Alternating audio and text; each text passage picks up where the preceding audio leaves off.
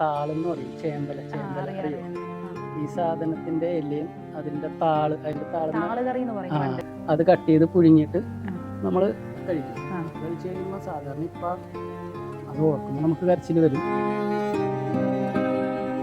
ചൊറിയും. നമുക്കത് ചൊറിച്ചിലുള്ള ഒരു സാധനമാണ്. അന്നേരത്തെ ചൊറിച്ചിൽ മാറാൻ നമ്മൾ വാളംപുളി തിന്നും. വിശപ്പ് മാറ്റണേന്ന്, വിശപ്പ് മാറാനുള്ള സാധനം കഴിച്ച് കഴിയുമ്പോൾ ചൊറി മാറ്റാൻ വാളംപുളി തിന്നും. കേബേജിന്റെ ഇങ്ങനെ തൊലി പൊളിച്ച് കളയുമല്ലോ, മാർക്കറ്റിൽ പൊളിച്ച് കളയും.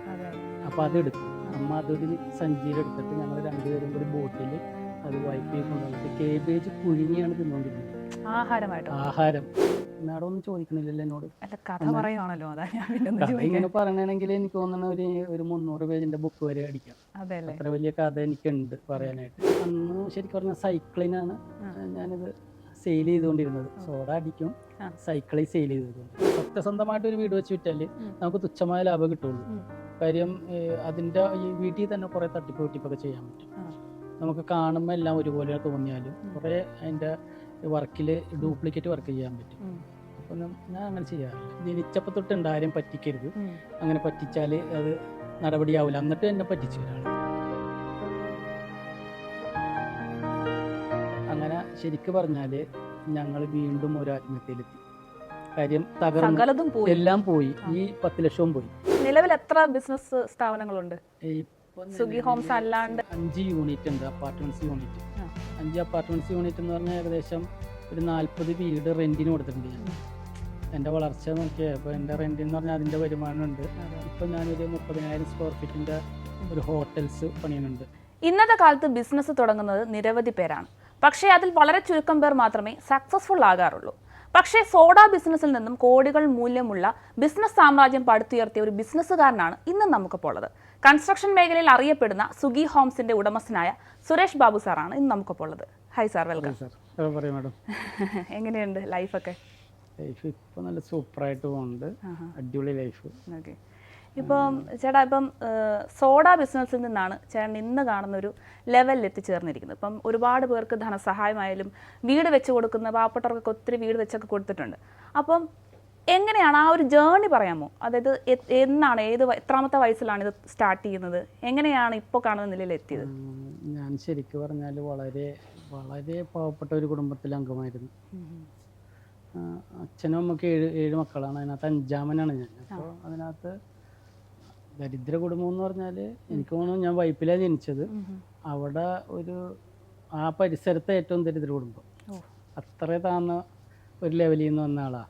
അപ്പോൾ എനിക്ക് ഈ പാവപ്പെട്ടവരെ സഹായിക്കണമെന്ന് അതുകൊണ്ടാണ് തോന്നി തുടങ്ങിയത്. പിന്നെ സോഡ എൻ്റെ അച്ഛൻ 14 വയസ്സിൽ മരിച്ചു. എൻ്റെ 14 വയസ്സിൽ എൻ്റെ അച്ഛൻ മരിച്ചു. അപ്പം ഞാൻ 10ൽ പഠിക്കണേ. അത് കഴിഞ്ഞ് പിന്നെ പഠനം അങ്ങോട്ട് മുന്നോട്ട് കൊണ്ടുപോകാൻ പറ്റിയില്ല. പിന്നെ കഷ്ടപ്പാട് തുടങ്ങി. അപ്പോൾ എത്രാം ക്ലാസ് വരെ പഠിച്ചു? ഞാൻ 10 പാസ്സായി. പക്ഷെ പിന്നെ പഠിച്ചത് പിന്നെ അത് കഴിഞ്ഞിട്ടാണ്. അത് കഴിഞ്ഞിട്ട് ഞാൻ +2 എടുത്ത് പിന്നെ കുറച്ച് ഓട്ടോക്കാട് പഠിച്ച് അങ്ങനെ വേറെ കുറേ പഠനം കുറേ നാൾ കഴിഞ്ഞിട്ടാണ് തുടങ്ങിയത്. കാര്യം കഷ്ടപ്പാടിൻ്റെ ഇടയിൽ പിന്നെ പഠിക്കാൻ നിവർത്തിയില്ല. അങ്ങനെ ഞാനൊരു ചെറിയ ഒരു സോഡ യൂണിറ്റ് എൻ്റെ ചേട്ടനുണ്ടായി. അതിൽ ഞാനൊരു സ്റ്റാഫായിട്ട് വർക്ക് ചെയ്തു. അത് എത്രാമത്തെ വയസ്സിലായിരുന്നു? 16ാമത്തെ വയസ്സിൽ. 16ാമത്തെ വയസ്സിൽ സ്റ്റാഫായിട്ട് വർക്ക് ചെയ്തു. പിന്നെ അത് കഴിഞ്ഞിട്ട് 19ാമത്തെ വയസ്സിൽ ഞാനും എൻ്റെ ചെറിയ അനിയനുണ്ട്. അനിയന് 2 വയസ്സ് കുറവാണ്. പിന്നെ എൻ്റെ നേരെ മൂത്തൊരു ചേട്ടനുണ്ട്, 2 വയസ്സ് മൂത്തതാണ്.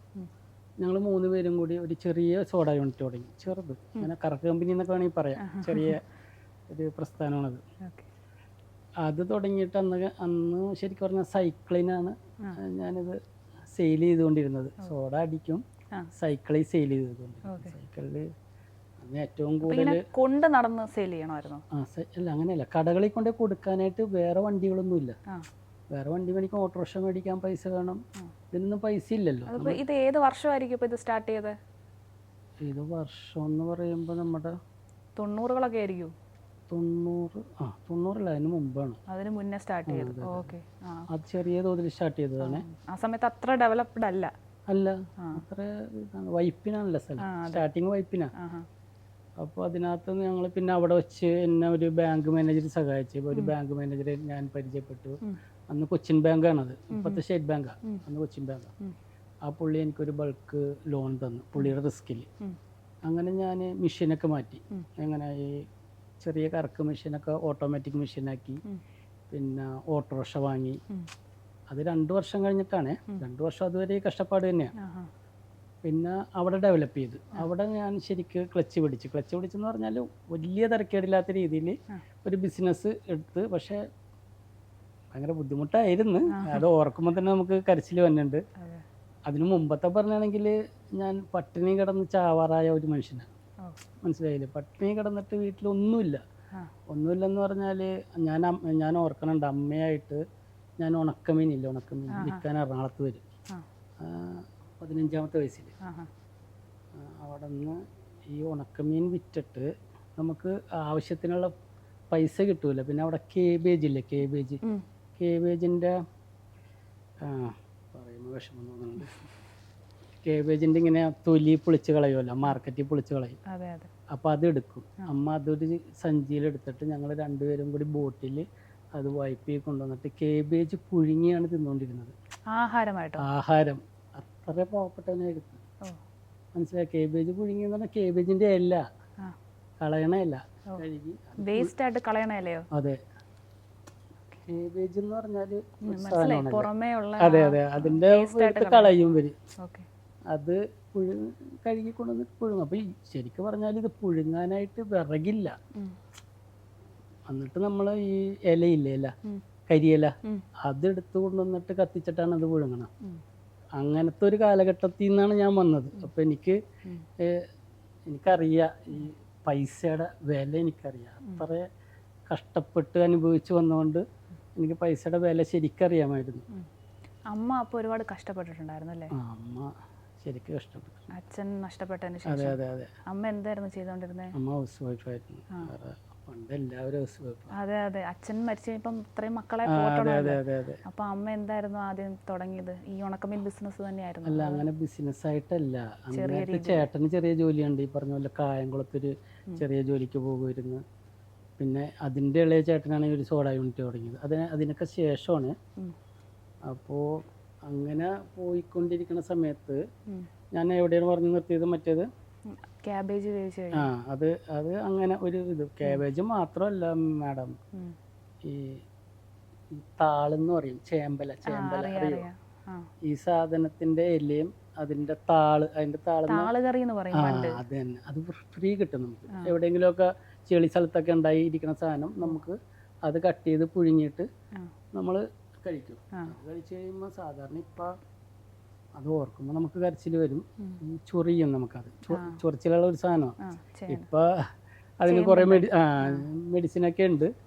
നമ്മൾ റിയാക്ഷൻ ആവണേനത്. ചൊറിയലെന്ന് പറഞ്ഞാൽ റിയാക്ഷനാണ്. അന്നേരത്തെ ആ ചൊറിച്ചിൽ മാറാൻ നമ്മൾ വാളംപുളി തിന്നും. വിശപ്പ് മാറ്റണേന്, വിശപ്പ് മാറാനുള്ള സാധനം കഴിച്ച് കഴിയുമ്പോൾ ചൊറിയ മാറ്റാൻ വാളംപുളി തിന്നും. അത്രയ്ക്ക് കഷ്ടപ്പെട്ട് വന്നൊരു കുടുംബത്തിലെ അംഗമാണ് ഞാൻ. പക്ഷെ ഇപ്പം ഞാൻ ദൈവം അതെ എനിക്ക് ആ ലോൺ തന്ന മാനേജറൊന്നും മറക്കാൻ പറ്റില്ല കേട്ടോ. ഭയങ്കര നല്ല മനുഷ്യനാണ്. ദൈവമാണ്. ബാങ്ക് മാനേജറെ എങ്ങനെയാണ് കണ്ടുമുട്ടിയത്? ബാങ്ക് മാനേജറെ കണ്ടുമുട്ടിയത് ഒരു ദിവസം ഞാൻ ബാങ്കിൽ ലോൺ അന്വേഷിച്ച് പോയതാണ്. എനിക്ക് ഒരു നിവർത്തിയില്ല. അന്ന് അക്കൗണ്ട് പോലും ഇല്ല. അപ്പോൾ അക്കൗണ്ട് ചേരണം, ലോൺ എടുക്കണം എന്നും പറഞ്ഞ് പോയപ്പോൾ പുള്ളി ഞാനിങ്ങനെ മൊത്തം പറഞ്ഞ് സംഭവം സെക്യൂരിറ്റി തരാനൊന്നുമില്ല, നമ്മുടെ അടുത്തൊന്നുമില്ല തരാനായിട്ട്. അപ്പോൾ അന്നെന്നൊക്കെ പറഞ്ഞാൽ ഓരോരുത്തരുടെ മാനേജറുടെ റിസ്കിൽ കൊടുക്കാം. ഇന്നൊന്നും അത് പറ്റില്ല. അങ്ങനെ പുള്ളിയുടെ റിസ്കിൽ അന്നത്തെ കാലത്ത് എന്തോ 6 ലക്ഷം രൂപ എന്തോ വന്നു. അന്നത്തെ 6 ലക്ഷം എന്ന് പറഞ്ഞാൽ എനിക്ക് തോന്നണം ഇപ്പോൾ എൻ്റെ 6 കോടിയുടെ വിലയാണ്. അവിടെ തൊട്ടൊരു മെഷീൻ വാങ്ങി, ഒരു വണ്ടി വാങ്ങി. അവിടെ നിന്ന് ഞാൻ അപ്പോഴും കഷ്ടപ്പാട് തന്നെ കേട്ടോ. കഷ്ടപ്പാടിനൊരു മാറ്റമില്ല. പക്ഷെ പട്ടിണി കുറഞ്ഞു. പക്ഷെ അധ്വാനത്തിൽ ഒരു രക്ഷയില്ലാത്ത അധ്വാനമാണ്, രാത്രിയും പകലും. അവിടെ ഈ ശരിക്കും പറഞ്ഞാൽ ഈ വൈപ്പിൽ വാട്ടറിൻ്റെ കുറവുണ്ട്. ഈ വെള്ളം കിട്ടൂല. വെള്ളം കിട്ടാൻ ഭയങ്കര ബുദ്ധിമുട്ടാണ്. അപ്പോൾ വർക്ക് ഡെവലപ്പ് ചെയ്തു, പക്ഷെ വെള്ളം കിട്ടാതെ വന്നു. ഈ സോഡ ബിസിനസ് ആകുമ്പോൾ വെള്ളമല്ലേ ഏറ്റവും കൂടുതൽ ആവശ്യം? അതെ വളരെ കുറവാണ്. ഞങ്ങളിപ്പോൾ ചെയ്യണ സ്ഥലത്ത് നിന്ന് വെള്ളം കിട്ടൂല, വാട്ടർ കണക്ഷനിൽ വെള്ളം വരില്ല. പിന്നെ ഞങ്ങൾ കുറേ ലോങ്ങിൽ ഈ ഭാരവണ്ടി എന്ന് പറഞ്ഞിട്ടൊരു സാധനമുണ്ട്. അതിൽ ഈ ഡ്രമ്മൊക്കെ കയറ്റി വെച്ചിട്ട് അവിടെ പോയി എടുക്കും. അതെന്ന് പറഞ്ഞാൽ അവിടെ നിന്ന് ഒരു 7 കിലോമീറ്റർ പോകണം. 7 കിലോമീറ്റർ ഞങ്ങൾ രാത്രി ഈ ഡ്രമ്മിൽ അവിടെ വെള്ളം കിട്ടുമായിരുന്നു. അവിടെ നിന്ന് നിറച്ച് കൊണ്ടുവന്നിട്ടൊക്കെയാണ് ഇത് ചെയ്തുകൊണ്ടിരുന്നത്. കാര്യം അന്നും ഉറക്കമില്ല. അന്നും ഉറക്കമില്ലെന്ന് പറഞ്ഞാൽ പകൽ മുഴുവനും പണി, രാത്രി ഒരു 2-3 മണി വരെയൊക്കെ ഈ വെള്ളം സ്റ്റോക്ക് ചെയ്യാനുള്ള ബുദ്ധിമുട്ടുണ്ട്. അത്ര ബുദ്ധിമുട്ടി നമ്മളതൊക്കെ ചെയ്തു കഴിഞ്ഞിട്ട് പിന്നെ അന്നിപ്പോൾ സെയില് കൂടി, കുഴപ്പമില്ലാത്തൊരു ലെവലായി. പക്ഷേ ഞങ്ങൾക്ക് അവിടെ വെച്ച് ആ വർക്ക് നിർത്തേണ്ടി വന്നു. കാര്യം ഇത്ര സെയിലുണ്ട്, പക്ഷെ അത് നമുക്കൊന്ന് ഡെവലപ്പ് വേണമല്ലോ. അവിടെ കൊണ്ടൊരു ഡെവലപ്പ് ഉണ്ടാവുമെന്ന് ഞാൻ നോക്കിയിട്ട് പറ്റിയില്ല. കാര്യം പറ്റും, പക്ഷേ അത് പോരാന്ന് എനിക്ക് തോന്നി. പിന്നെ സിറ്റിയിലോട്ട് മാറണമല്ലോ. അപ്പോൾ അവിടുത്തെ വീട് വിൽക്കാൻ ശ്രമിച്ചു. എൻ്റെ ഈ ഫാക്ടറി തന്നെ വിൽക്കാൻ ശ്രമിച്ചിട്ട് അത് നടന്നിട്ട് അതിനൊരു തുച്ഛമായ ഒരു റേറ്റ് കിട്ടി. അതുകൊണ്ട് ഞാൻ നേരെ പാലാരിവട്ടം എറണാകുളത്തേക്ക് മാറി. അവിടെ പുതിയ വർക്ക് പിടിക്കണമല്ലോ, പുതിയ വർക്ക് ഉണ്ടാക്കണം. പക്ഷേ അവിടെ നിന്ന് നമ്മൾ ഉദ്ദേശിച്ച പോലെ നടന്നില്ല, അത് പൊളിഞ്ഞ്. കാര്യം ഈ കിട്ടിയ പൈസയും ഏകദേശം അവിടെ ഒരു സ്ഥലം മേടിച്ച്, പക്ഷേ വർക്ക് നമ്മൾ ഉദ്ദേശിച്ച പോലെ വന്നില്ല. ഇവിടുത്തെ വർക്ക് അവിടെ കിട്ടിയില്ല. കാര്യം അവിടെ എല്ലാവർക്കും നമ്മളിപ്പോൾ കൊടുക്കുന്ന സ്ഥലത്തൊക്കെ ഒരു സ്ഥിരം ആൾക്കാരുണ്ടാവും. നമ്മൾ യൂണിറ്റ് തുടങ്ങി, പക്ഷെ നമുക്ക് സെയിലില്ലാണ്ട് വന്നു. അന്നേരത്തെ എനിക്ക് ഏകദേശം 24 വയസ്സൊക്കെ ഉണ്ടെന്ന് തോന്നുന്നു. 24 വയസ്സായപ്പോഴത്തേക്കൊരു നില എത്തി. പക്ഷെ അവിടെ വളരെ നല്ല ഹാർഡ് വർക്ക് ഉണ്ടെങ്കിൽ അത്രേ പറ്റത്തുള്ളൂ. പക്ഷെ എനിക്ക് ആ ബിസിനസ് അവിടെ സെയിലില്ലാണ്ട് വന്നു, നമുക്ക് കൊണ്ടു നടക്കാൻ പറ്റണില്ല. ഞാൻ വിചാരിച്ച് ഇത് ഇവിടെ വെച്ച് നിർത്തി ജീവിതം അവസാനിപ്പിക്കാം. കാര്യം രക്ഷയില്ല. അത്രയ്ക്ക് നമുക്കൊരു ഒരു ചെറിയ ബിസിനസ് ഉണ്ടായി, അത് നമ്മൾ നിർത്തി. അത് നിർത്തിയെന്ന് പറഞ്ഞാൽ വേറെ ആൾക്ക് സെയിൽ ചെയ്ത് ആ എമൗണ്ട് കൊണ്ട് വേറെ ഒരെണ്ണം തുടങ്ങി. പക്ഷെ അവിടെ നമുക്ക് ക്ലച്ച് പിടിക്കാൻ പറ്റണില്ല.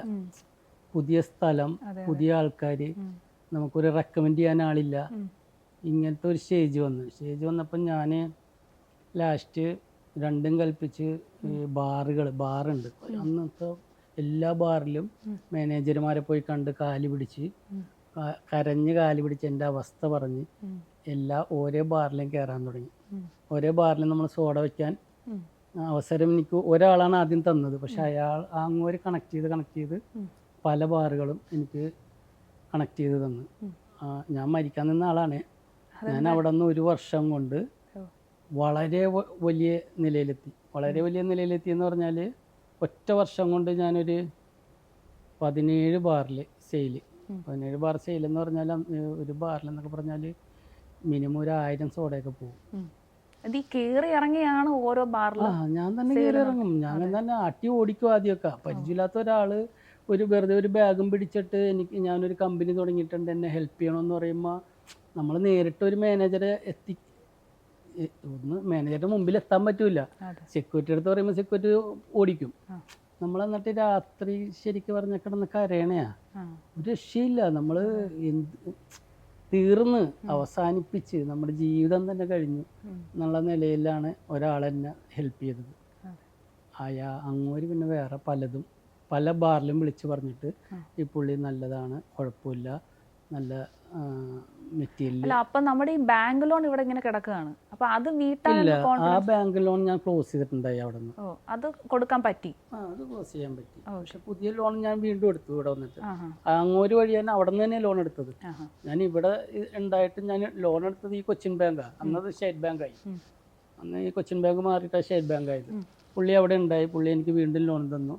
ഞാൻ ആ കമ്പനി ശരിക്കും പറഞ്ഞാൽ നിർത്തിയതല്ല, നമ്മൾ വിറ്റപ്പോൾ ഞാനത് ലോൺ ക്ലോസ് ചെയ്തല്ലോ. പുതിയ ലോൺ ഇത്രയും കൂടി വലിയ എമൗണ്ടാണ് തന്നത്. ആ വലിയ എമൗണ്ട് തന്നപ്പോഴാണ് എനിക്ക് പിടിച്ചിരിക്കാൻ പറ്റാഞ്ഞത്. പക്ഷേ ഞാൻ പിടിച്ചതെന്ന് പറഞ്ഞാൽ അപാര പിടിച്ച് നിൽക്കലായിരുന്നു. ഒരു സംഭവം തന്നെയായിരുന്നു. അതൊക്കെ ഇപ്പം ഞാനത് ഓർക്കുമ്പോൾ എന്നെക്കൊണ്ട് ഇതെങ്ങനെ പറ്റി എന്ന് എനിക്ക് തോന്നാറുണ്ട്. അതിങ്ങനെ വർഷങ്ങളോളം ഞാൻ നടത്തി. അത് കഴിഞ്ഞപ്പോഴാണ് കല്യാണം, എൻ്റെ വിവാഹം. പക്ഷെ ഇതിന് മുന്നേ ആണല്ലോ ഈ തകർന്ന സമയത്ത് ആത്മഹത്യയുടെ ഒരു സ്റ്റേജ് വരെ എത്തേണ്ട ഒരു സാഹചര്യം ഉണ്ടായി എന്നൊരു കഥയും കൂടെ ഉണ്ടല്ലോ. അല്ല, അത് ശരിക്കും പറഞ്ഞാൽ അത് പറയാൻ ഭയങ്കര ബുദ്ധിമുട്ടാണ്. എന്നാലും ഞാൻ പറയാം. കാര്യം നമ്മളിപ്പോൾ ഒരു പ്രസ്ഥാനം തുടങ്ങി അത് പൊളിഞ്ഞ് എന്ന് കാണുമ്പോൾ നമ്മൾ തകർന്നു പോകും. കാര്യം അത് തുടങ്ങിയവനെ മനസ്സിലാവുള്ളൂ. പക്ഷേ അവിടെ തകരരുത് എന്ന് ഞാൻ പറയുള്ളൂ. തകരാൻ പാടില്ല നമ്മൾ. പക്ഷെ നമുക്ക് കഠിനാധ്വാനം എന്ന് പറഞ്ഞാൽ ഭയങ്കരമാണ്. നമ്മൾ അധ്വാനിച്ച ഞാനിപ്പോൾ എന്ത് വേണമെന്ന് വിചാരിച്ചാലും ഞാനത് നേടിയെടുക്കും. കാര്യം അതിനു വേണ്ടി ഞാനിങ്ങനെ ശ്രമിച്ചുകൊണ്ടിരിക്കും. ഞാൻ അത് നിർത്തൂല. ഒരു സാധനം എൻ്റെ ഇപ്പോൾ എന്തെങ്കിലും ഒരു കാറ് എനിക്ക് മേടിക്കണം, ചിലപ്പോൾ 1 കോടി രൂപയുടെ ഇരിക്കും. പക്ഷെ ഞാൻ വിചാരിച്ച ചിലപ്പോൾ ഒരു 3-4 മാസം കൊണ്ടൊക്കെ ഞാൻ മേടിച്ചു കളയും. മനസ്സിലായില്ലേ? അപ്പോൾ എൻ്റെ ആ കഠിന അധ്വാനം ഭയങ്കരമാണ്. അത് അന്നും ഞാൻ അങ്ങനെ ആയിരുന്നു. പിന്നെ ഞാൻ ക്ലച്ച് പിടിച്ച് പിന്നെ അത് കഴിഞ്ഞിട്ട് ഞാൻ വിചാരിച്ച് കൊള്ളാം, ഇനി അതിൻ്റെ ഇടയിൽ കുറേ പ്രതിസന്ധികളൊക്കെ വരും കേട്ടോ. കുറേ പ്രതിസന്ധി എന്ന് പറഞ്ഞാൽ നമുക്ക് പറയാൻ പറ്റാത്ത രീതിയിൽ ആൾക്കാർ ഞങ്ങളെ ഇങ്ങനെ ഇപ്പം നമ്മളൊരു സാധനവും കൊണ്ട് ചെല്ലുമ്പോൾ നമ്മളൊരു പ്രൊഡക്റ്റും കൊണ്ട് ഒരാളുടെ മുമ്പിൽ ചെല്ലുമ്പോൾ നമ്മളെ വെറുതെ തകർന്ന രീതിയിലൊക്കെ സംസാരിച്ച് കളയും. നിൻ്റെ സാധനം ഞങ്ങൾക്ക് വേണ്ട, നീ എവിടെയെങ്കിലും കൊണ്ടുപോകും. നമുക്കിങ്ങനെ വിഷമിച്ച് നമ്മൾ ഇല്ലാണ്ടായി പോകും. നമ്മൾ അതിൽ നിന്നൊക്കെ തരണം ചെയ്ത് വന്നെന്നൊക്കെ പറഞ്ഞാൽ അതൊരു വലിയൊരു കോൺഫിഡൻസ് വേണം. അത്രയും അത് കഴിഞ്ഞിട്ട് ഞങ്ങൾ അപ്പോൾ വിവാഹം മാഡം ഒന്നും ചോദിക്കണില്ലല്ലോ എന്നോട്. കഥ പറയുവാണല്ലോ, അതാ ഞാൻ കഥ ഇങ്ങനെ പറയണമെങ്കിൽ എനിക്ക് തോന്നുന്ന ഒരു 300 പേജിന്റെ ബുക്ക് വരെ അടിക്കാം. അത്ര വലിയ കഥ എനിക്കുണ്ട് പറയാനായിട്ട്. കഥയല്ല, സംഭവം, ജീവിതമാണ്. അതാണ് ഞാൻ ജീവിതത്തിൽ ഇങ്ങനെ ലയിച്ചിരുന്നു പോയി. ഒരാൾ അനുഭവിച്ച കഥ നമ്മൾ ശരിക്കും പറഞ്ഞാൽ മറ്റുള്ളവരത് തുറന്നു പറയാൻ പറ്റൂല. അത്ര വിഷമിച്ച ഘട്ടങ്ങളാണ് എനിക്ക് ഏറ്റവും കൂടുതൽ അനുഭവിച്ചേക്കണേ. പിന്നെ അത് കഴിഞ്ഞ് അപ്പോൾ ഈ ശരിക്കും പറഞ്ഞാൽ ഈ ഓരോ ബാറുകളിൽ കയറി ഇറങ്ങി ഇതുപോലെ സോഡ വിറ്റ് തുടങ്ങി. അങ്ങനെ വീണ്ടും ഒരു ദേവദൂതനെ പോലെ ഒരാളെത്തി അല്ലേ? അപ്പം വീണ്ടും സോഡ കമ്പനിയിൽ തന്നെ നിൽക്കുമായിരുന്നു. അപ്പൊ അതിൽ നിന്ന് നല്ലൊരു വരുമാനമായി. ഇനി അത് കഴിഞ്ഞ് എന്തായിരുന്നു പിന്നീടുള്ള ലൈഫ്? ഇത് നമുക്ക് ശരിക്കും ഒരു വരുമാനം ഉണ്ടാക്കി എന്ന് പറഞ്ഞാലും ഞാനെന്ന് പറഞ്ഞാൽ ഭയങ്കരമായിട്ട് എനിക്ക് എന്ത് കിട്ടിയാലും പോരാ എന്ന് തോന്നുന്ന ആളാണ്. മനസ്സിലായില്ല? അപ്പം ഞാനിപ്പോൾ അതും എനിക്ക് പോരാ. അവിടുത്തെ വരുമാനം എനിക്ക് പോരാന്ന് തോന്നി. കാര്യം ഒന്നാമത്തെ നല്ല കഷ്ടപ്പാടാണ്. നേരത്തെ എനിക്ക് ഏകദേശം 17 പണിക്കാരുണ്ട്. 17 പണിക്കാർ എൻ്റെ കൂടെ തന്നെ ഉണ്ട്. പക്ഷെ ഞാനാണ് ഏറ്റവും കൂടുതൽ പണിയെടുക്കണം. ഒരു പണിക്കാരൻ്റെ 4 ഇരട്ടി പണി ഞാൻ എടുക്കും.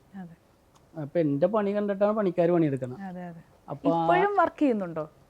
ഇപ്പൊ ഞാൻ ഈ വർക്കിൽ ഞാനിപ്പോൾ വർക്ക് സൈറ്റിൽ നിന്നാണ് വന്നത്. ഞാനിപ്പോൾ വന്നത് ഇപ്പം എനിക്ക് ഓഫീസുണ്ട്. എൻ്റെ മാനേജർ, എൻ്റെ സൂപ്പർവൈസർ, എൻ്റെ അക്കൗണ്ടന്റ് അവരൊക്കെ ഓഫീസിലുണ്ടാവും. എന്നെ നോക്കണമെങ്കിൽ സൈറ്റിൽ പോകണം. എന്നെ കിട്ടണമെങ്കിൽ ഞാൻ വളരെ താഴ്ന്ന പണിക്കാരുടെ കൂടെ നിൽക്കണമായിരിക്കും. ഞാൻ അവിടെ ആയിരിക്കും എന്നെ കിട്ടണുള്ളൂ. അതുകൊണ്ടാണ് ഈ വിജയം എന്ന് പറഞ്ഞാൽ നമ്മൾ ഏറ്റവും താഴെ നിൽക്കണം. താഴെ നിന്നാൽ മാത്രമേ നമുക്ക് വിജയിക്കാൻ പറ്റുള്ളൂ. അപ്പോൾ ഞാനതും ഈ ശരിക്കും പറഞ്ഞാൽ ഇപ്പോഴേ പണിക്കാരുടെ കൂടെ നിൽക്കണമായിരുന്നു. ഏത് മേസന്മാരുടെ കൂടെ. മേസന്മാരെന്ന് പറഞ്ഞാൽ അറിയാലോ, കമ്പനി പണിക്കാർ, അങ്ങനെയുള്ള പണിക്കാരുടെ കൂടെ നിന്നിട്ട് പണിയെടുക്കണമല്ല, അവരുടെ വീട്ടുകാരും ചോദിക്കണേ. അവരുടെ കുടുംബത്തിലുള്ള കാര്യങ്ങൾ എന്താണ്, നിങ്ങൾക്ക് കൊച്ചിനെ പഠിപ്പിക്കാൻ, അവരുടെ ഡ്രസ്സ്, ഇതൊക്കെ ചോദിക്കും. പണിക്കാരൊക്കെ എൻ്റെ സൂപ്പർവൈസർ പറഞ്ഞു കൊടുക്കും, അവർ പണിതോളും. പക്ഷെ ഞാൻ അങ്ങനെയാണ്, എൻ്റെ ഒരു സ്വഭാവം അതാ. ഞാനിങ്ങനെ പ്രശ്നങ്ങൾ ഏറ്റവും വളരെ താന്ന ആരാണ് എൻ്റെ കൂടെ ഉള്ളതെന്ന് വെച്ചാൽ അവരുടെ കൂടെ ഉണ്ടാവുള്ളൂ. ഇപ്പൊ എൻ്റെ ഏറ്റവും നല്ല വണ്ടിയിലും എൻ്റെ ഏറ്റവും ഏറ്റവും ഏറ്റവും കുറഞ്ഞൊരു പണിക്കാരൻ കൂടെ ഉണ്ടാവും. തൂമ്പ പണിക്കാരൊക്കെ ഇല്ലേ, അവര് വരെ എൻ്റെ കൂടെ ഉണ്ടാവും മിക്കപ്പോഴും. എനിക്കതൊരു വിഷയമല്ല. അപ്പൊ ആൾക്കാർ പറയും ഇത്ര നല്ല വണ്ടിയിൽ ഒരു വേർത്തൊരിച്ച ഒരാളെ കയറ്റില്ല. എനിക്കതൊന്നൊരു വിഷയമല്ല. എനിക്കതാണ് ഇഷ്ടം. ഞാൻ അതിനേലും താന്നതിന്ന് വന്ന ആളാണ്. അതെ. പിന്നെ നമുക്കിപ്പോൾ അറിയേണ്ടത്, ഇപ്പം നമ്മൾ സോഡ ബിസിനസ്സിൽ സക്സസ് ആയി നിൽക്കുകയാണ്. അപ്പം അമ്മ ആ സമയത്തൊക്കെ കൂടെ ഉണ്ടായിരുന്നു? അമ്മ ഒരുപാട് കഷ്ടപ്പെട്ടല്ലേ? അമ്മ കാണുന്നുണ്ട് മകന്റെ ഈ വിജയം. അപ്പോൾ ചേട്ടൻ എന്ത് ചെയ്യായിരുന്നു? അതിൻ്റെ ഇടയിൽ ഞങ്ങള് 3 പേര് ഷെയറാണ് ഇവിടെ ഞങ്ങൾ തുടങ്ങി. 3 പേര് ഷെയർ തുടങ്ങി കഴിഞ്ഞിട്ട് മൂത്താളുടെ കല്യാണം കഴിഞ്ഞു, പിന്നെ എൻ്റെ കല്യാണം കഴിഞ്ഞു. അപ്പോൾ പിന്നെ നമുക്ക് ഷെയർ ഒന്ന് മാറ്റിയിട്ട് കുറച്ചും കൂടി ഡെവലപ്പ് ആക്കണം. കാര്യം ഞാനിങ്ങനെ ഭയങ്കരമായിട്ട് ചിന്തിക്കുന്ന ആളാണ്. എനിക്ക് എത്ര കിട്ടിയാലും മതിയാവില്ല. അങ്ങനെയാണ് ഞാൻ. എന്തായാലും എനിക്ക് പോരാ. അപ്പോൾ ഞാൻ ഒന്നും കൂടി ഡെവലപ്പ് ചെയ്യാനായിട്ട് ശ്രമിച്ചുകൊണ്ടിരിക്കും. ഇപ്പം ഞാൻ മാത്രമായിട്ട് ഒരു യൂണിറ്റ് തുടങ്ങി അതിൽ നിന്ന്. സ്വന്തമായിട്ട് മറ്റേത് നമ്മൾ 3 പേരുടെ യൂണിറ്റ് ആയിരുന്നു. അത് നമ്മൾ സ്പ്ലിറ്റ് ചെയ്തിട്ട് ഞാൻ മാത്രം വേറെ തുടങ്ങി. മറ്റേത് അവർ തന്നെ നടത്തിക്കൊണ്ടിരുന്നിട്ട് അതിനകത്താണ് എനിക്ക് ഇവിടുത്തെ കൊച്ചിയിലെ ബാറിന് മാത്രമല്ല, കൊടുങ്ങല്ലൂര് ബാറുകൾ മാത്രം ഫോക്കസ് ചെയ്യുമായിരുന്നുള്ളൂ. ബാറുകൾ മാത്രം ഫോക്കസ് ചെയ്താൽ ബൾക്ക് സാധനം പോകും. കാര്യം ഞാൻ പറഞ്ഞല്ലോ, ഒരു ബാറിൽ 1000 ഒക്കെ പോകും. നമ്മൾ ഒരു കടയിൽ കൊണ്ട് വെച്ചാൽ 20 എണ്ണം 40 എണ്ണം ഒക്കെ പോകുള്ളൂ. ഒരു ക്രേറ്റ് എന്ന് പറയും, 24 എണ്ണം അതൊക്കെ പോകുള്ളൂ ഒരു കടയിൽ. അപ്പോൾ നമുക്കൊരു ബാർ കിട്ടിയ 1000 സോഡ സെയിൽ ചെയ്യാൻ പറ്റും മിനിമം. അങ്ങനെ ഞാൻ ഇങ്ങനെ അപ്പോഴും എനിക്ക് എൻ്റെ കഷ്ടപ്പാട് ഭയങ്കര കഷ്ടപ്പാടാണ്. നമ്മൾ ഈ ബിസിനസ്സിൽ ഞാൻ കൂടെ നിൽക്കണം. എനിക്കൊന്ന് ഒരു ഓണം വന്നാൽ, വിഷു വന്നാൽ, അല്ലെങ്കിൽ ഒരു പെരുന്നാൾ വന്നാൽ ഈ സെയിൽ കൂടും. നമുക്കൊന്നും അവിടെ നിന്ന് മാറാൻ പറ്റൂല, അവിടെ തന്നെ നിൽക്കണം. അപ്പോൾ പണിക്കാർ വരില്ല ആ സമയത്ത്. അപ്പം നമ്മൾ 5-6 പേരുടെ പണി നമ്മൾ എടുക്കണം. അങ്ങനെ നമുക്ക് വർക്ക് ലോഡ് കൂടി. പക്ഷെ അതിനുള്ള ഫണ്ട് എന്ന് പറയാനായിട്ട് നമ്മൾ ഫണ്ട് ഉണ്ട് കൂടിയെന്നെങ്കിലും, പക്ഷെ എനിക്ക് അങ്ങനെ വെച്ച് നോക്കുമ്പോൾ എനിക്ക് അതും പോരാന്ന് തോന്നി. അപ്പോഴാണ് എനിക്കിങ്ങനെ ഒരു വൈഫ് തന്നെ ഒരു ഗവൺമെൻറ് ജോലി കിട്ടി. വൈഫിനോട് ഗവൺമെൻറ് ജോലി ഉണ്ടായില്ല. ഇവിടെ വന്ന് PSC എഴുതി ഒരു ഗവൺമെൻറ് ജോലിയിൽ പ്രവേശിച്ചു. നേഴ്സാണ്. അപ്പോൾ ചേട്ടാ ഇപ്പോൾ ഈ സോഡ ബിസിനസ്സിൽ നിന്ന് ഈ സ്വിഗ്ഗി കൺസ്ട്രക്ഷനിലോട്ടൊരു ചേഞ്ച് ഉണ്ടല്ലോ, വന്നിട്ടില്ല. അവിടെ എത്തിയിട്ടില്ല ഞങ്ങൾ. അപ്പോൾ അങ്ങനെ കല്യാണം കഴിഞ്ഞപ്പോൾ ഞാൻ വേറെ ഒരു കുറച്ചും കൂടി നല്ല രീതിയിലുള്ള സോഡ തന്നെ തുടങ്ങി. സോഡ തന്നെ കൂടുതൽ നല്ല രീതിയിൽ തുടങ്ങി. കുറച്ചും കൂടി മെഷീനൊക്കെ ഒരു 6 മെഷീനൊക്കെ വെച്ചിട്ട് കുറച്ചും കൂടി ഡെവലപ്പായിട്ട് തുടങ്ങിയതാണ്. നല്ല വർക്കും ഉണ്ടായി.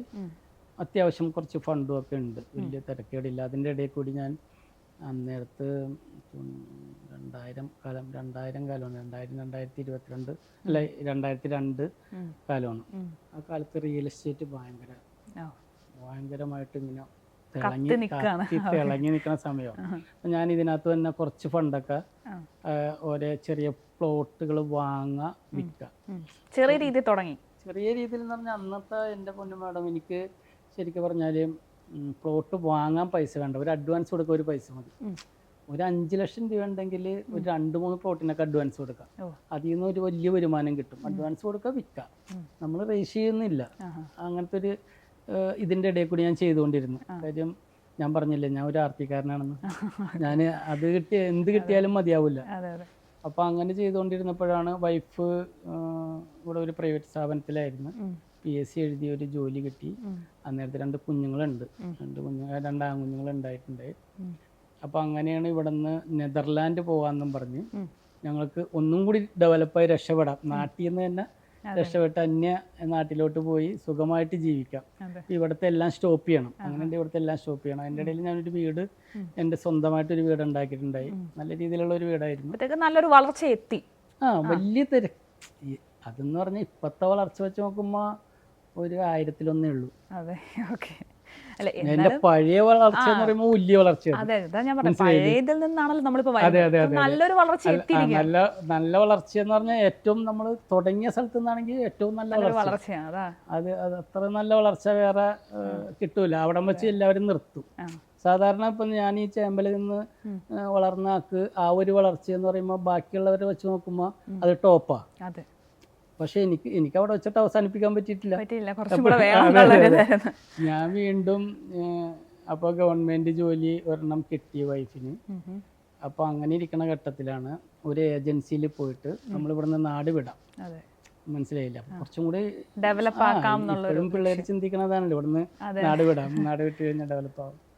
അപ്പോൾ അങ്ങനെ അന്നൊരു 10 ലക്ഷം രൂപ ഉണ്ടാക്കിയിട്ട് ഈ ഏജൻസി കൊണ്ട് കൊടുത്തു. അപ്പോൾ അവിടെ നിന്ന് അവർ പറഞ്ഞത് എന്താണെന്ന് വെച്ചാൽ, നമ്മൾ വൈഫ് നേഴ്സാണല്ലോ, അപ്പോൾ ഇവിടെ നിന്ന് നേഴ്സായിട്ട് അവിടെ പോകും.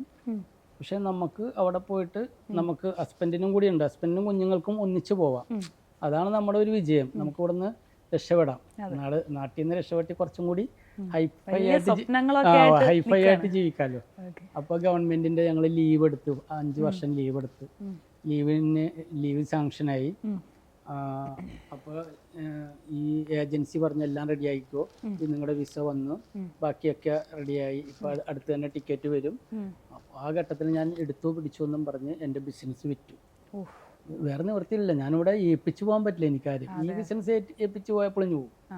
കാര്യം അങ്ങനെ ഒരു വിശ്വസിച്ച് ചെയ്യാൻ പറ്റുന്ന ഒരു സ്ഥാപനമല്ല സോഡ യൂണിറ്റ് എന്നൊക്കെ പറഞ്ഞാൽ. നമ്മൾ തന്നെ കണ്ണിൽ എണ്ണ ഒഴിച്ചിട്ട് അവിടെ തന്നെ ഇരിക്കണം. അങ്ങനെ ബിസിനസ് ഒരു നല്ലൊരു എമൗണ്ടിന് വിറ്റു, നല്ലൊരു എമൗണ്ട് കിട്ടി. നല്ല ബിസിനസ് ആണല്ലോ, നല്ലത്. പിന്നെ എൻ്റെ വീട് വിറ്റു. വീട് ഞാൻ കഷ്ടപ്പെട്ട് ആഗ്രഹിച്ചുണ്ടായ ഒരു വീട്. ഏറ്റവും ജീവനായ കുഞ്ഞുങ്ങളെ പോലെയുള്ള ഒരു വീട്, എൻ്റെ ബിസിനസ്, ഇതെല്ലാം വിറ്റു. വിൽക്കാണ്ട് ഇവിടുന്ന് പോകാൻ പറ്റില്ല മാഡം. ഞങ്ങൾ ശരിക്കും പറഞ്ഞാൽ ഇവിടുന്ന് അങ്ങോട്ട് പോയിട്ട് പിന്നെ ഇങ്ങോട്ട് വരണ്ടെന്നുള്ള രീതിയാണ്. ആ രീതിയിലാണ് ഇവര് ഈ ഏജൻസി നമ്മളെ പറഞ്ഞ് പറ്റിക്കണം. അങ്ങനെയാ അവിടെ ഇങ്ങനെ ഈ ഇന്ത്യ ഒന്നുമല്ല അവിടുത്തെ സ്ഥലങ്ങള് നമ്മൾ വെറുതെ ഇങ്ങനെ ഈ നെറ്റിലൊക്കെ കാണിച്ച് വെറുതെ നമ്മളെ ഇതാക്കി കളഞ്ഞ്. അങ്ങനെ ശരിക്ക് പറഞ്ഞാല് ഞങ്ങൾ വീണ്ടും ഒരു ആത്മഹത്യയിലെത്തി. കാര്യം തകർന്നു, എല്ലാം പോയി. ഈ 10 ലക്ഷവും പോയി, അവര് മുങ്ങി. ഇത് കളിപ്പീരായിരുന്നു സംഭവം. അവര് അറസ്റ്റ് ചെയ്യപ്പെട്ടു, പക്ഷെ പൈസ പോയി, എല്ലാവരും പൈസ പോയി, ബിസിനസ് പോയി, വീട് പോയി, ബിസിനസ് പോയി. പിന്നെ അതിന്റെ പുറകില് ഞങ്ങള് കുറെ സമരം ചെയ്ത് അവരെ അറസ്റ്റ് ചെയ്യാൻ, പിന്നെ CBI അന്വേഷണം വച്ചു. അതിന്റെ പുറകെ കുറെ പോയി. ബിസിനസ് പോയി, വീട് പോയി, എല്ലാം പോയി. 10 ലക്ഷം രൂപയും പോയി. ഇതിന്റെ കുറച്ച് ഫണ്ട് മാത്രം കയ്യിലുണ്ട്, കുറച്ച് പൈസ കയ്യിലുണ്ട്. അപ്പൊ ഈ പൈസയും കൊണ്ട് പോവാം എന്നാണ് വിചാരിച്ചത്. രണ്ട് കുഞ്ഞുങ്ങൾ വീണ്ടും തകർന്നു. എന്ന് പറഞ്ഞാൽ പിന്നെ നമ്മൾ ഓർക്കണം, ഞാൻ ഓർക്കണം, എൻ്റെ ദൈവമേ ഇനി എന്ത് ചെയ്യും. കാര്യം ഞാൻ ഒരു ലെവലിൽ വന്ന് നിന്നാളാണ്. അതെൻ്റെ അതിമോഹം കൊണ്ട് ഞാൻ വീണ്ടും തകർന്നു പോയി. വീണ്ടും ഒന്നും ഇല്ലാണ്ടായിപ്പോയി. ജോലി മാത്രം, വൈഫിന്റെ ഒരു ജോലി മാത്രം. പിന്നെ 5 വർഷത്തേക്ക് ലീവ് കൊടുത്തേക്കുമല്ലായിരുന്നു. പക്ഷെ ലീവ് നമ്മൾ മാറ്റി. ലീവ് മാറ്റാൻ പറ്റും. അത് കുറച്ച് ഓടി, തിരുവനന്തപുരത്തൊക്കെ ഓടി, വീടും ലീവ് മാറ്റി. പക്ഷെ എനിക്ക് പിന്നെ പുതിയ ബിസിനസ് ഇത് തുടങ്ങാൻ പറ്റില്ല. കാര്യം ഞാൻ ഈ സ്ഥാപനം ഒരാൾക്ക് വിറ്റു, എൻ്റെ ബ്രാൻഡ് നെയിം ഉൾപ്പെടെ വിറ്റു. എനിക്ക് അതൊരു കളിപ്പീര. ഞാൻ ഇപ്പൊ എനിക്ക് തുടങ്ങിയാൽ ഇപ്പൊ എനിക്ക് പുതിയത് പറഞ്ഞാൽ തുടങ്ങാം. ഞാൻ വെച്ചിരുന്ന സ്ഥലം ഞാൻ പോയാൽ എനിക്ക് തരും. പക്ഷെ അത് മറ്റുള്ളവരുടെ ഒരു ചതിയായി പോകും. കാര്യം നമ്മളൊരു നല്ല എമൗണ്ടിന് അവർ വിറ്റ് അവരത് ഈ നമ്മുടെ ഈ സ്ഥലങ്ങളിൽ ഈ സാധനം നടത്തിക്കൊണ്ടിരിക്കണല്ല. എനിക്ക് പുതിയത് തുടങ്ങിയാൽ ചിലപ്പോൾ ഞാൻ അതിനേലും നന്നായിട്ട് എനിക്ക് ചെയ്യാൻ പറ്റും. കാര്യം ഞാൻ വേറെ രീതിയിൽ എനിക്കത് ചെയ്യാൻ പറ്റും. എല്ലാവരും പരിചയം എനിക്കുണ്ടല്ലോ ഇവിടെ. പക്ഷെ എനിക്കത് വേറെ അത് ചെയ്യാൻ പറ്റൂല. അത് ചെയ്ത് കഴിഞ്ഞാൽ പിന്നെ ഞാൻ ആ എത്തിക്സ് ഇല്ലാത്തൊരു വർക്കും ഞാൻ ചെയ്യാറില്ല, അങ്ങനെ ചെയ്യില്ല. പിന്നെ അപ്പൊ ഞാൻ പണ്ട് റിയൽ എസ്റ്റേറ്റിന്റെ കുറച്ച് ചെയ്തുകൊണ്ടിരുന്നല്ലോ. അപ്പൊ അതിൻ്റെ ഇടയിൽ ഞാൻ കുഞ്ഞ് വീട് വെക്കുമായിരുന്നു. അതിന്റെ ആ സോഡ യൂണിറ്റ് ഉള്ളപ്പോൾ തന്നെ കുഞ്ഞ് വീട് വെച്ചിട്ട് ഞാൻ വിൽക്കുമായിരുന്നു. ചെറിയ വീടുകൾ, ചെറിയ വീടെന്ന് പറഞ്ഞാൽ ഒരു 600 സ്ക്വയർ ഫീറ്റ് ഒക്കെ കുഞ്ഞൊരു നില വീടുകൾ പണിതിട്ട് വലിയ ലാഭമൊന്നും കിട്ടൂല. പാവപ്പെട്ട ആൾക്കാർ വരുമ്പോൾ വിൽക്കും, 1-2 ലക്ഷം രൂപയൊക്കെ ലാഭം കിട്ടും. അതിനകത്ത് വിറ്റു. അപ്പൊ ആ ഒരു പ്രവൃത്തി പരിചയം എനിക്കുണ്ട്. പിന്നെ ഞാൻ പറഞ്ഞില്ല, അതിൻ്റെ ഇടയിൽ ഞാൻ കുറച്ച് പഠിച്ചിട്ടുണ്ടായി. കുറച്ച് തട്ടിക്കൂട്ട് പഠനമൊക്കെ ഞാൻ നടത്തി. അതിൻ്റെ ഇടയിൽ ഓട്ടോകാർഡ് പഠിച്ചു. പിന്നെ +2 എഴുതിയെടുത്തു. ബിസിനസിന്റെ കൂടെ പഠിത്തവും വീടും എല്ലാം ഒരുമിച്ച് കൊണ്ടുപോയി. ഉറപ്പില്ലാത്ത ഒരു പരിപാടി ഇതെല്ലാം. നമ്മള് ഒന്ന് വിജയിക്കണമെന്ന് വിചാരിച്ചാൽ വിജയിക്കാൻ പറ്റും. പക്ഷെ ഇവിടെ വീണ്ടും ഞാൻ തകർന്ന് തരിപ്പണമായി. ഇവിടെ വീണ്ടും അപ്പൊ പിന്നെ വൈഫിന്റെ ജോലി 4500 രൂപയാണ് വൈഫിന് സാലറി. ഇപ്പൊ 1 lakh ഉണ്ട്. പക്ഷെ അന്നത്തെ സാലറിയുടെ ഇതാണ് 4500 രൂപ സാലറി കൊണ്ട് 2 കുഞ്ഞുങ്ങളെ വൈഫ് ഞാൻ ജീവിക്കാൻ പറ്റില്ല. നിലവിലുള്ള ഫണ്ട് എന്ന് പറഞ്ഞാൽ ആ ഫണ്ട് എടുത്തെടുത്ത് തീർന്നു പോകും. നമ്മള് അത് വീണ്ടും എന്തിലെങ്കിലും ചെയ്തില്ലെങ്കിൽ പിന്നെ ഈ 10 ലക്ഷം പോയ തകർച്ച അത് വേറെ. അതിന്റെ നാണക്കേട്. പക്ഷെ ഈ വീട് വിറ്റ സമയത്ത് ഫണ്ടൊന്നും ഇല്ലായിരുന്നല്ലോ, ചെറിയൊരു ഫണ്ട് മാത്രമേ. അപ്പൊ എവിടെയായിരുന്നു താമസമൊക്കെ? വാടക വീട്ടിലേക്ക്. വാടക വീട്ടിലോട്ട് വന്നു. അതാണ് ഞാൻ പറഞ്ഞത്, എന്റെ ശരിക്ക് പറഞ്ഞാല് ഒരു അത്യാഗ്രഹം ആണ്. ഞാൻ വീണ്ടും ഇന്ത്യ വിട്ടു പോകാം, ഇന്ത്യ കൊള്ളൂല, ഇന്ത്യ വിട്ടു പോകാം എന്നാണ് ഞാൻ വിചാരിച്ചത്. പക്ഷെ അവിടെ ഞാൻ പാളിപ്പോയി. പിന്നെ ഞാനിങ്ങനെ ചിന്തിച്ച്, ഞാൻ 2 കുഞ്ഞുങ്ങളുണ്ട്, പഴയ പോലത്തെ ഒരു ആത്മഹത്യ ഇനി നടക്കില്ല. പിന്നെ വൈഫ്. എന്നിട്ട് ഞാൻ ചിന്തിച്ച് എനിക്ക് പിടിച്ചു നിൽക്കാൻ പറ്റണില്ല. കാര്യം നമ്മൾ ഒരു ഉയർച്ചയെന്ന് പിന്നെ താന്ന വലിയ ബുദ്ധിമുട്ടാണ് മേഡം. നമ്മൾ ഈ വളരെ താന്ന സ്ഥലത്ത് നിന്ന് കയറി അങ്ങനെ പോണേണെങ്കിൽ കുഴപ്പമില്ല. ഒരു നിന്ന സ്ഥലത്ത് നിന്ന് വീണ്ടും അടിയിലോട്ട് വരുമ്പോൾ നമ്മൾ വീണ്ടും ഒരു വളരെ വിഷമിച്ച ഒരു ഘട്ടമാണത്. അല്ല, ഞാൻ ചോദിക്കട്ടെ, ഇപ്പം ഒരു നല്ല ഒരു നിലയിൽ എത്തിയതിന് ശേഷമാണ് ഈ തകർച്ച വരുന്നത്. അപ്പം ആ സമയത്ത് വാടക വീട്ടിൽ നിൽക്കുന്നു, 4500 രൂപ വരുമാനം മാത്രം, 2 കുഞ്ഞുങ്ങൾ.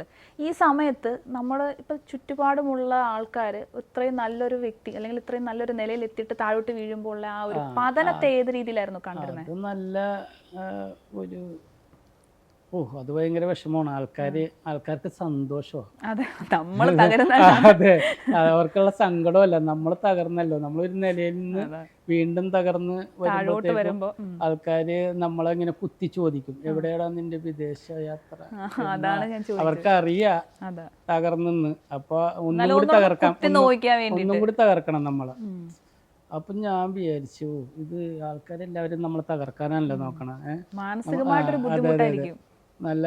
അപ്പോൾ പക്ഷെ വൈഫിന്റെ വീട്ടുകാർക്ക് ഒരു ഹെൽപ്പ്, വീട്ടുകാരിൽ നിന്നൊക്കെ ഭയങ്കര ഹെൽപ്പാണ്, അതൊക്കെ ഉണ്ട്. പക്ഷെ എന്നാലും അവരും നമ്മൾ വിചാരിക്കും, നമ്മൾ കളിപ്പിരിപ്പെട്ടല്ലോ, ഇത്ര നല്ല ഒരാള് പോയി ഒരു കളിപ്പിരിപ്പെട്ടല്ലോ.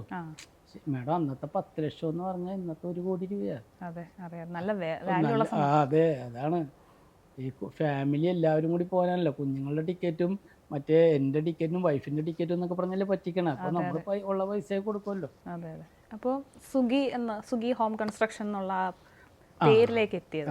അതെ, സുഗി ഹോംസ് എന്ന് പറഞ്ഞാല് ഇപ്പൊ പേരില് ആരാ സെലക്ട് ചെയ്ത ആ പേരൊക്കെ? സെലക്ട് ചെയ്യാനൊന്നുമില്ല മേഡം, സുരേഷിന്റെ SU, ഗീതയുടെ ഗീ, അതാണ് സുഗി. എന്തോ ഒരു ജപ്പാൻ വേർഡുമായിട്ടൊക്കെ കുറച്ച് റിലേഷൻ ഉണ്ട്, ഞാൻ കുറെ സെർച്ച് ചെയ്തല്ലേ.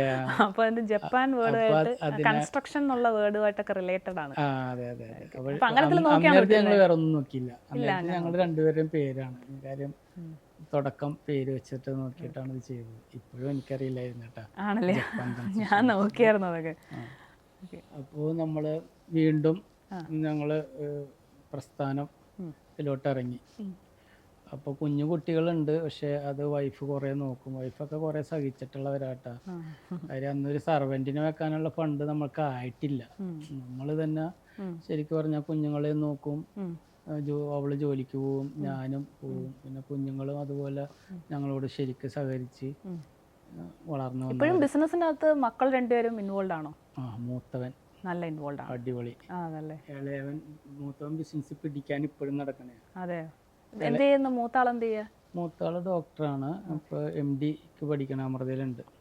MBBS കഴിഞ്ഞിട്ട് അടുത്തത്. പക്ഷെ എന്നാലും ബിസിനസ്സിലാണ് കുറച്ചും കൂടി ഇൻട്രസ്റ്റ് ഇല്ലേ? പക്ഷെ പൈസ ഇവിടെ നിന്നാണ് മേഡം, അതാണ് പ്രശ്നം. പൈസ നമ്മുടെ കയ്യിൽ നിന്നാണ് പോണം. അപ്പൊ അവനതറിയാം. കുഞ്ഞുനാളിലെ മുന്നില് ഞാനിങ്ങനെ ഓടി നടക്കണ കണ്ടിട്ടുള്ള ഒരു കുഞ്ഞാണല്ലോ. അവനറിയാം നമ്മുടെ ജീവിതത്തിന്റെ ബുദ്ധിമുട്ടുകളൊക്കെ. ഇളയവൻ അത്രയ്ക്ക് അറിയില്ല, അവൻ ഓർമ്മ വെച്ചപ്പോൾ നമ്മൾ ഒരുമാതിരി സെറ്റപ്പായി വന്നു. അപ്പം ഞാൻ വീണ്ടും ഞങ്ങൾ ചെറിയ വീടുകൾ വെച്ച് വിൽക്കാൻ തുടങ്ങി. അപ്പോൾ അത് കൊള്ളാൻ തോന്നിയപ്പോൾ നമുക്കൊരു കമ്പനി രജിസ്റ്റർ ചെയ്യണം. കാര്യം എന്താണെന്ന് വെച്ചാൽ ഒരു പേരില്ലാണ്ട് ഒന്നും നടക്കൂല. എന്തെങ്കിലും ഒരു സ്ഥാപനത്തിനൊരു നെയിം, ഒരു എംബ്ലം, അങ്ങനെ ഒരു ഇത് വേണം. അങ്ങനെ ഞങ്ങളൊരു പേര് കണ്ടുപിടിച്ച് സുഖി ഹോംസ് എന്ന് പറഞ്ഞാണ് ആദ്യം തുടങ്ങിയത്. വീടുകൾ മാത്രമാണല്ല, ചെറിയ വീട് വെച്ച് വിൽപ്പന. അപ്പോൾ ആ ഘട്ടത്തിൽ ഞാൻ വളരെ ആത്മാർത്ഥമുള്ള ഒരു ആളാണ്. ഭയങ്കര എന്ത് വർക്ക് എടുത്താലും എനിക്ക് ലാഭം വളരെ കുറവ് മതി, പക്ഷെ എണ്ണം കൂട്ടണം. ഇപ്പോൾ ഉദാഹരണത്തിന് ഇപ്പോൾ നമ്മൾ ഒരു വീട് വെച്ചിട്ട് എനിക്ക് 1 ലക്ഷം രൂപ ലാഭം കിട്ടണം എന്ന് വിചാരിച്ചു. അപ്പം ഞാനിത് ലാഭം ആ 1 ലക്ഷം ഉള്ളൂ, പക്ഷെ സാധാരണ ആ വീട് വെച്ച ആൾക്കാർക്ക് 3 ലക്ഷം ലാഭം കിട്ടും. ഞാനിത് വളരെ കുറച്ച് ലാഭത്തിൽ ചെയ്യണം എന്ന് പറഞ്ഞാൽ എൻ്റെ മെറ്റീരിയലൊക്കെ കുറച്ച് നല്ല മെറ്റീരിയലായിരിക്കും. അപ്പോൾ എനിക്ക് ലാഭം കുറവായിരിക്കും. അപ്പം ഞാൻ കഷ്ടപ്പെടാൻ തയ്യാറായതുകൊണ്ട് എനിക്ക് എണ്ണം കൂട്ടും. ഞാൻ ഇപ്പോൾ ഒരു വർഷത്തിൽ 10 എണ്ണം വെക്കാൻ ശ്രമിക്കും. ഒരു വർഷത്തിൽ 2 എണ്ണം വെക്കാനേ പറ്റുള്ളൂ ഒരാൾക്ക്. അപ്പോൾ നമ്മൾ ഒരു വർഷത്തിൽ 10 എണ്ണം വെക്കാൻ ശ്രമിച്ചുകൊണ്ടിരിക്കുമ്പോഴത്തേക്കും ലാഭം ഓട്ടോമാറ്റിക്കായിട്ട് നമുക്ക് കൂടുതൽ ലാഭം വരുമല്ലോ. എണ്ണം കൂട്ടുമ്പോൾ ലാഭം കൂടുതൽ കിട്ടും. കൂടുതൽ എണ്ണത്തിന്റെ ലാഭം കിട്ടുമല്ലോ. ഇതിപ്പോൾ ഞാൻ ചോദിക്കട്ടെ, ഇപ്പോൾ ആദ്യമായിട്ട് ഒരാൾ ബിസിനസ് തുടങ്ങുന്നുണ്ട്, ഇപ്പോൾ ഈ റിയൽ എസ്റ്റേറ്റ് തന്നെ ഇപ്പോൾ വീട് വെച്ച് കൊടുക്കുന്നതാണെങ്കിൽ ഇപ്പോൾ ആ ഫീൽഡാണല്ലോ ഫോക്കസ് ചെയ്യുന്നത്. ഇപ്പോൾ ഒരു ഒരു വീട് വെച്ച് കൊടുക്കുന്നു, അതിൻ്റെ അകത്തും ചെറിയൊരു ലാഭം കിട്ടുന്നു, അതുപോലെ തന്നെ വേറൊരു വീട് വെക്കാൻ വേണ്ടിയിട്ട് ചിലവാക്കണം. അപ്പോൾ അതിൻ്റെ അകത്ത് അതെങ്ങനെയാണ് മാനേജ് ചെയ്യുന്നത് അപ്പോൾ ആ എമൗണ്ടിനെ?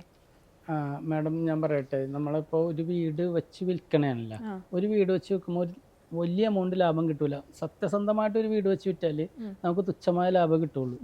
കാര്യം അതിൻ്റെ ഈ വീട്ടിൽ തന്നെ കുറേ വെട്ടിപ്പൊക്കെ ചെയ്യാൻ പറ്റും. നമുക്ക് കാണുമ്പോൾ എല്ലാം ഒരുപോലെ തോന്നിയാലും കുറേ അതിൻ്റെ വർക്കിൽ ഡ്യൂപ്ലിക്കേറ്റ് വർക്ക് ചെയ്യാൻ പറ്റും. അപ്പം ഞാൻ അങ്ങനെ ചെയ്യാറില്ല.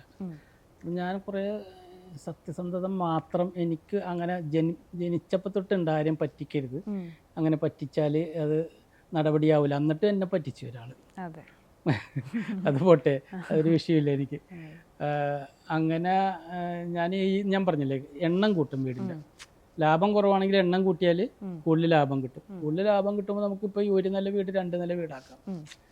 കൂടുതൽ പെട്ടെന്ന് ഇത് വലുതാക്കാം വീട്. പിന്നെ അതിൻ്റെ ഇടയിൽ ഞാൻ ശരിക്കും പറഞ്ഞ ഒരു വീട് ഞാൻ സ്വന്തമായിട്ട് വീണ്ടും റെഡിയാക്കി സ്വന്തമായിട്ട്. അപ്പോൾ ഞാൻ ചോദിക്കട്ടെ, ഇതിപ്പോൾ ഈ ബിസിനസ്സിൽ മാത്രമല്ല എല്ലാ ബിസിനസ്സിലും ഇങ്ങനെ ചെയ്തു കഴിഞ്ഞാൽ സക്സസ് ആവുമോ? ആവും മാഡം. കഠിനാധ്വാനം എന്ന് പറഞ്ഞാൽ എന്തുവാ? കഠിനാധ്വാനം മരണം വരെ അധ്വാനിക്കണേ നമ്മള്. അതെ, ഇപ്പം നമുക്കൊരു വരുമാനം കിട്ടുന്നു അല്ലെങ്കിൽ ഒരു ലാഭം കിട്ടുന്നു, അതിൻ്റെ അകത്ത് നമ്മുടേതായിട്ടുള്ള കുറേ ചെലവുകളും കാര്യങ്ങളും ഒക്കെ ഉണ്ടല്ലോ. ഇപ്പം ഈ ഒരു കടബാധ്യതയിൽ നിന്ന് തുടങ്ങുവാണെങ്കിൽ അത് ഒരു ലോൺ എടുത്തൊക്കെ ഒരു ബിസിനസ് തുടങ്ങും. അതാണ് ശരിയാണ്. പക്ഷെ അതിനകത്തുള്ള ഒരു കാര്യം എന്താ വെച്ചാൽ, എനിക്ക് ചെലവ് അന്നും ഇന്നും വളരെ കുറവായിരുന്നു. കാര്യം ഞാൻ ഇപ്പം സത്യം പറയാം, ഞാൻ ഇപ്പോഴും കഞ്ഞിയാ വൈകുന്നേരം. ഞാൻ അങ്ങനെ പുറത്ത് ഭയങ്കര ലാഭിഷ് എനിക്കില്ല, അന്നുമില്ല. കാര്യം എൻ്റെ ഇപ്പം ഞാൻ 2 നേരം ഭക്ഷണം കഴിക്കുള്ളൂ. അന്ന് ഞാൻ തോന്നുന്നു 20 വർഷമായി ഞാൻ 2 നേരം ഭക്ഷണം കഴിക്കണം. എനിക്കതാ ഇഷ്ടം. രാവിലെ ഒരു പുട്ട ദോശ, ഉച്ചക്ക് ചോറില്ല, വൈകുന്നേരം ഒരു 6 മണിയാകുമ്പോൾ ചോറ്. ഈ 2 ഫുഡാണ് എനിക്ക്. അങ്ങനെയുള്ള കാര്യത്തിൽ എനിക്ക് ചിലവ് കുറവാണ് എപ്പോഴും. ഞാൻ പിന്നെ വലിയ ആർഭാട ജീവിതം നയിക്കുന്ന ആളല്ല. പക്ഷെ പോഷ് കാണിച്ചാലേ വർക്ക് വരുള്ളൂ. അപ്പം ഞാൻ ചോദിക്കട്ടെ, ഈ ഒരു സംരംഭത്തിൽ നിന്ന് കിട്ടുന്ന ഒരു എമൗണ്ട് മറ്റൊരു ഇതിന് വേണ്ടിയിട്ട് ചിലവാക്കുന്നു, പ്ലസ് അതിൻ്റെ കൂടെ തന്നെ കാറായി വീടുകളായി അങ്ങനെ പോകുമ്പം ഇതിനും എമൗണ്ട് തന്നെ ഇറക്കണമല്ലോ. അപ്പോൾ അതാണ് ഞാൻ ചോദിക്കുന്നത്, അങ്ങനെ എത്രയും എല്ലായിടത്തും വ്യാപിക്കുന്ന രീതിയിൽ. ഞാൻ പറഞ്ഞില്ലേ, നമ്മൾ കഠിനാധ്വാനം എന്ന് പറഞ്ഞാൽ നിങ്ങൾ ഉദ്ദേശിക്കണ പോലെയല്ല. നമ്മൾ അധ്വാനിക്കാൻ തയ്യാറാണ്, പൈസ വരും. നമുക്ക് എവിടെന്നാ പൈസ വന്നെന്ന് നമുക്കിന് പിടുത്തം കിട്ടൂല ആദ്യം. മനസ്സിലായില്ലേ? ഇതിന്റെ വലിയൊരു സിസ്റ്റമാണ് ഇത്. നമ്മുടെ ബ്രെയിൻ നമ്മളിങ്ങനെ ചിന്തിക്കണേണ്. നമ്മൾ വളരണമെന്ന് നമ്മൾ വളരണം നമ്മൾ ചിന്തിച്ചാൽ ഒരാൾ വളർന്നിരിക്കും. എൻ്റെയൊക്കെ വളർച്ച വളരെ കുറവല്ലേ. എന്നേലും ഭയങ്കരമായിട്ട് വളരണ എല്ലാവരും ഏറ്റവും പാവപ്പെട്ട നിലയിൽ നിന്ന് വന്നവരായിരിക്കും. മനസ്സിലായില്ലേ? നമുക്ക് ഒരു പവർ കിട്ടും. ആ പവർ എന്ന് പറഞ്ഞ ഒരു പ്രത്യേക പവറാണ്. നമ്മൾ ശരിക്കും പറഞ്ഞാൽ എന്നെ പലരും പറഞ്ഞിട്ടുണ്ട്, ഇവനൊക്കെ എത്ര കിട്ടിയാലും മതിയാവില്ല. പക്ഷെ ഞാൻ എന്ത് കിട്ടിയാലും ഒരു 100 കിട്ടിയാൽ 10 ഞാൻ പാവപ്പെട്ടവന് വേണ്ടി മാറ്റി വെക്കും. ഞാൻ അറിഞ്ഞും അറിയാണ്ടും കൊടുക്കും. വീട്ടുകാരറിയാൻ. അതെ. എനിക്ക് ആ ഒരു ഇത് പണ്ടും ഉണ്ട്. പക്ഷെ ആ ഒരു ഗുണം എനിക്ക് കിട്ടുന്നുണ്ട് കേട്ടോ. വേറെ രീതിയിൽ എന്തിലെങ്കിലും ആയിക്കോട്ടെ കിട്ടുന്നുണ്ട്. നിലവിൽ എത്ര ബിസിനസ് സ്ഥാപനങ്ങളുണ്ട്? സ്വിഗ്ഗി ഹോംസ് അല്ലാണ്ട് വേറെ എന്തൊക്കെ ബിസിനസ്? 5 യൂണിറ്റ് ഉണ്ട്, അപ്പാർട്ട്മെന്റ്സ് യൂണിറ്റ്. 5 അപ്പാർട്ട്മെന്റ്സ് യൂണിറ്റ് എന്ന് പറഞ്ഞാൽ ഏകദേശം ഒരു 40 വീട് റെന്റിന് കൊടുത്തിട്ടുണ്ട് ഞാൻ. എൻ്റെ വളർച്ച നോക്കിയാൽ അപ്പോൾ എൻ്റെ റെന്റിന്ന് പറഞ്ഞാൽ അതിൻ്റെ വരുമാനമുണ്ട്. പിന്നെ ഇപ്പം ഞാനൊരു 30,000 സ്ക്വയർ ഫീറ്റിൻ്റെ ഒരു ഹോട്ടൽസ് പണിയുന്നുണ്ട്. അത് ഞാൻ ചെയ്തുകൊണ്ടിരിക്കണേ ബ്രഹ്മാണ്ഡ ഓപ്പോസിറ്റ്. ഇനി ഭാവി പരിപാടി എന്താണ് ചെയ്യേണ്ടത്? ഇനി വേറെ എന്തെങ്കിലും ബിസിനസ്സിൻ്റെ കൂട്ടത്തിൽ തുടങ്ങണമെന്നുണ്ടോ? മാഡം, എനിക്ക് ഈ ഒരു ബിസിനസ് ഞാൻ ചെയ്തുകൊണ്ടിരിക്കുമ്പോൾ അടുത്ത ബിസിനസ്സിലോട്ട് ഞാൻ ചിന്തിക്കാറില്ല. ഇത് തന്നെ വളർത്തിയെടുക്കാൻ ശ്രമിച്ചുകൊണ്ടിരിക്കണേ. ഇത് തന്നെ വളർത്തി ഞാൻ ഫ്ലാറ്റിലോട്ട് മാറിയാലാന്ന് ചിന്തിക്കുന്നത്. ഇപ്പൊ അപ്പാർട്ട്മെന്റ്സിൽ വന്ന് നിൽക്കണേ. അപ്പാർട്ട്മെന്റ്സിൽ ഇപ്പൊ സിറ്റിയിൽ എന്ന് പറഞ്ഞാൽ ഇനിയിപ്പോൾ വീടുകൾ എനിക്ക് തോന്നണ ഇനി ഉണ്ടാവില്ല. കാര്യം വീടുകളിൽ ഒറ്റക്ക് താമസിക്കാനായിട്ട് ബുദ്ധിമുട്ടാണ്. ഫ്ലാറ്റ് സ്ഥലത്തിന്റെ വില എല്ലാം വെച്ച് നോക്കുമ്പോൾ ഫ്ലാറ്റുകളിലോട്ട് മാറാനായിട്ട് ഫ്ലാറ്റിന്റെ ഒരു വർക്ക് സ്റ്റാർട്ട് ചെയ്യാൻ പോകുന്നുണ്ട്. അതിൻ്റെ ഇടയിൽ ഞാൻ പറഞ്ഞില്ലേ ഒരു ഹോട്ടൽ ചെയ്യാനായിട്ട് ഉദ്ദേശിക്കുന്നുണ്ട്. അതെ അതെ. കുറച്ച് നല്ല രീതിയിൽ. അപ്പോൾ ഇനി ഭാവി പരിപാടികളൊക്കെ അതൊക്കെയാണ്. അതെ അതെ അതെ. ഇപ്പോൾ നമ്മൾ ഈ സന്തോഷ് ജോർജ് കുളങ്ങര ഒരു വട്ടം പറഞ്ഞിട്ടുണ്ട്, നിങ്ങൾ പൈസ വാങ്ങുന്ന ആളാവരുത്, പൈസ കൊടുക്കുന്ന ആളായി മാറുക, അപ്പോൾ നമുക്ക് കൂടുതൽ വളർച്ച ഉണ്ടാകും. അപ്പോൾ അതിന് ഏറ്റവും വലിയൊരു ഉദാഹരണമാണ് ചേട്ടന്. അപ്പം ചേട്ടൻ്റെ ബിസിനസ് ഇനിയും വളരട്ടെ, ഇനിയും വലിയ വലിയ പുരോഗതിയിലെത്തട്ടെ, ഇനിയും ഒരുപാട് പേർക്ക് ധനസഹായമായാലും വീടിൽ വെച്ച് കൊടുക്കുന്ന സഹായം, അങ്ങനെ എല്ലാ രീതിയിലും ചേട്ടൻ വലിയൊരാളായിട്ട് മാറട്ടെ, കേരളത്തിന് തന്നെ ഒരു അഭിമാനമായിട്ട് മാറട്ടെ. താങ്ക് യു ചേട്ടാ.